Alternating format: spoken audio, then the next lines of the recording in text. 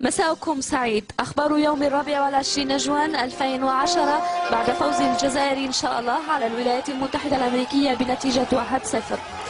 أطلقت وسائل الإعلام الأمريكية حملة سب وشتم في حق الجزائر شعبا وحكومة.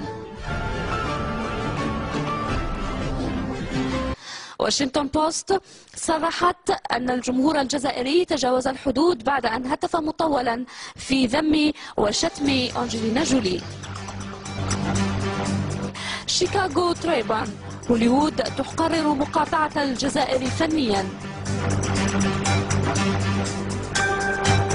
نيويورك تايمز تصرح كلينتون تستدعي السفير الجزائري وتحتج بقوة على تصرف الجماهير الجزائرية. جاء في USA Today أن زملاء برادلي انهزموا معنويا وقبل بداية اللقاء بعدما شاهدوا الجماهير الجزائرية حاملة المسدسات الأوتوماتيكية والكلاشينكوف في المدرجات. CNN ليوناردو دي كابريو يقول أنه لن يذهب إلى الجزائر بعد اليوم بعدما رأى الجحيم في جنوب إفريقيا من طرف البلطجية الجزائريين.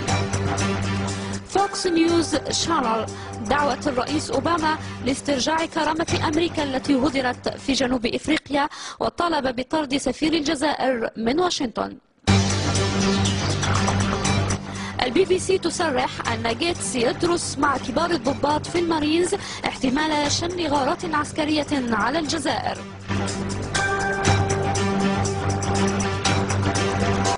NBC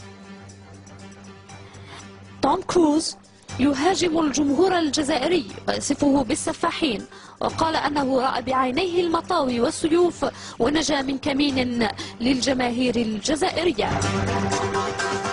ورد في CBS أن كوكاكولا وبيبسي ستوقف إنتاجها في الجزائر وستترك الجزائريين يشربون الحمود بوعلام فقط.